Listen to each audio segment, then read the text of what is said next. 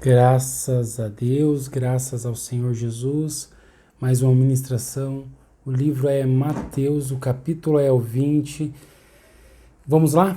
Da parte do Senhor ao seu coração. Portanto, o reino dos céus é semelhante a um proprietário que saiu ao raiar do dia para contratar trabalhadores para sua vinha. Deus. Depois de combinar com cada trabalhador o pagamento de um denário pelo dia, os enviou ao campo das videiras. Por volta das 9 horas da manhã, ao sair, viu na praça do mercado outros que estavam parados sem ocupação.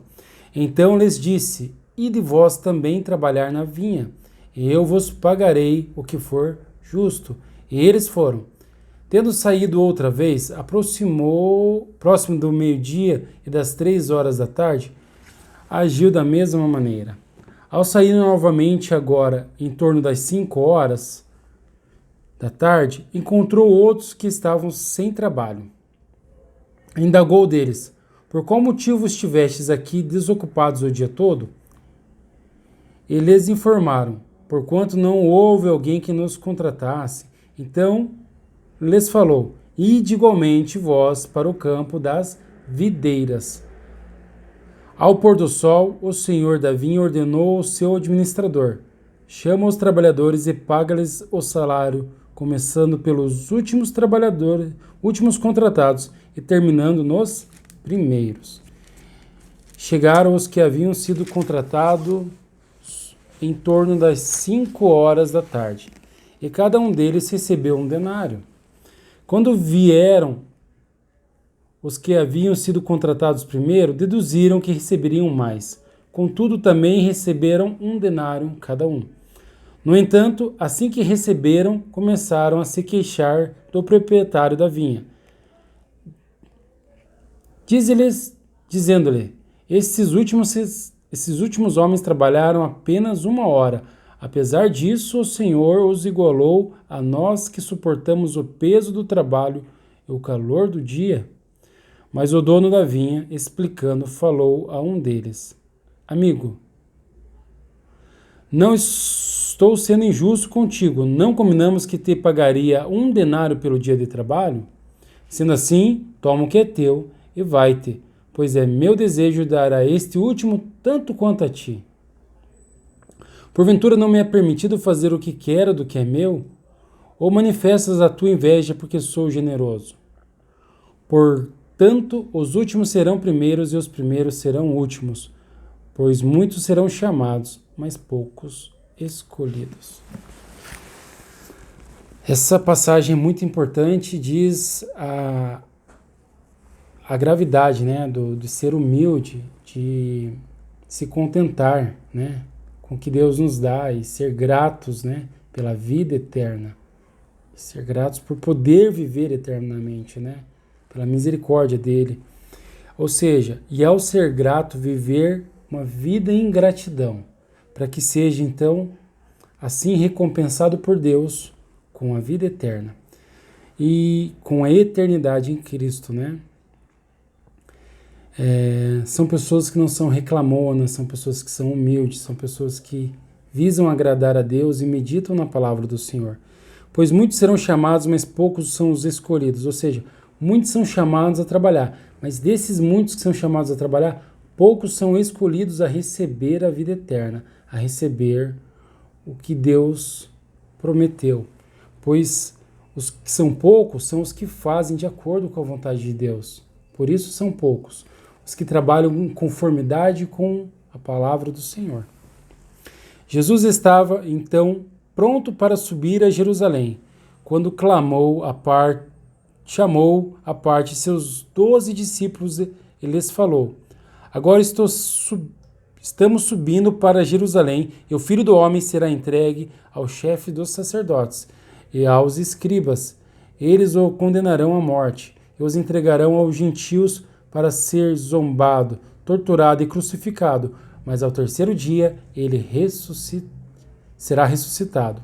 Naquele mesmo momento, aproximou-se de Jesus a esposa de Zebedeu, com seus filhos e, prostrando-se, fez um pedido a ele. O que desejas?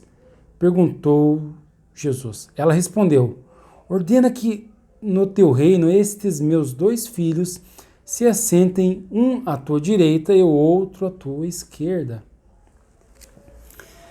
Não sabeis o que pedis, contestou-lhes Jesus. Podeis vós beber o cálice que eu estou prestes a beber e ser batizado com o batismo com o qual estou sendo batizado? E eles afirmaram: podemos. Então Jesus lhes declarou: certamente bebereis do meu cálice, mas quanto ao assentar-se à minha direita ou à minha esquerda, não cabe a mim outorgá-lo. Esses lugares pertencem àqueles a quem foram reservados por meu Pai. Aqui já vê que há uma predestinação. Deus é quem seleciona desde antes os que sentariam lá, né? Então não cabe ao homem definir como será o reino dos céus, como serão as coisas lá. É Deus quem é o maestro, né?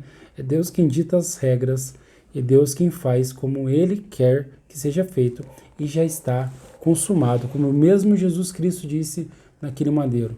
Já está tudo feito de acordo com a vontade do Pai, pois Jesus assim se colocou para salvar e redimir. Ao ouvirem isso, os outros 10 ficaram injuriados contra os 2 irmãos. Então Jesus os chamou e explicou: sabeis que os governadores dos povos os dominam e que são as pessoas importantes que exercem poder sobre as nações. Não será assim entre vós. Ao contrário, quem deseja ser importante entre vós será esse o que deve servir aos demais. Então são servos, né? E quem quiser ser o primeiro entre vós, que se torne vosso escravo.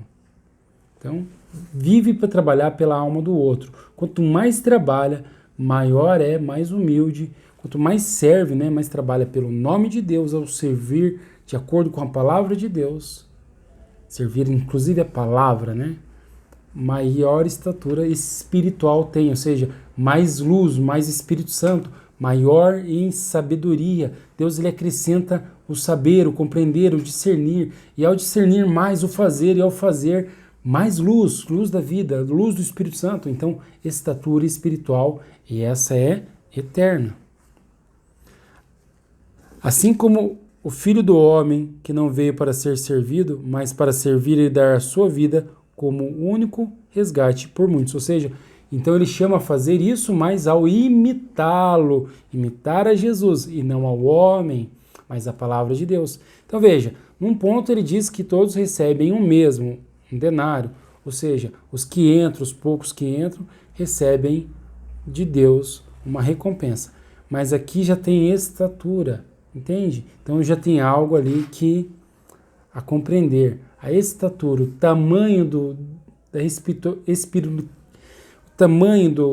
filho, o tamanho do amado do Senhor, o quanto ele tem de sabedoria em si, de conhecimento da verdade, porque a estatura é o conhecimento. Então Deus é gigante, Jesus imenso, né? É a palavra de Deus, Deus infinito. Então, os que têm Deus em si, quanto mais serve, mais honra recebe, mais sabedoria, mais conhecimento, mais luz. Ao saírem de Jericó, uma grande multidão acompanhava Jesus. De repente, 2 cegos que estavam assentados à beira do caminho, tendo ouvido que Jesus passava, puseram-se a gritar: Senhor, filho de Davi, tem misericórdia de nós.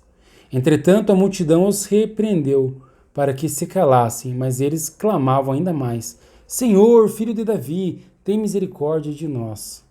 Jesus, parando, chamou-os e lhes perguntou: O que quereis que eu vos faça? Senhor, que se abram os nossos olhos. Responderam eles. Jesus sentiu compaixão e tocou nos olhos deles. No mesmo instante, os cegos recuperaram a visão e seguiram a Jesus.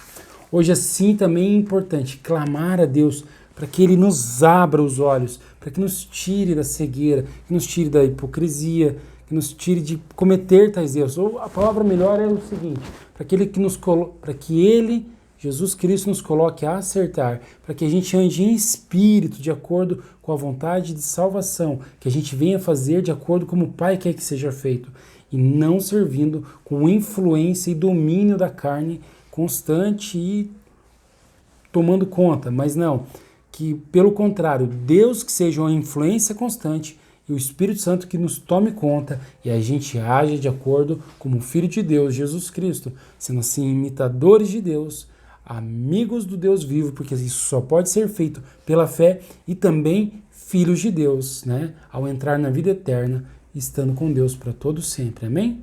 Que assim seja em tua vida, que você clame e receba do Senhor livramento, misericórdia e discernimento, possa crescer espiritualmente ao servir, ao ser servo, ao ser humilde, ao aguentar e suportar as injúrias, as provocações e ao, com tudo isso, devolver com bem, imitando ao Senhor dos Senhores, ao Filho unigênito do Pai, a Jesus Cristo.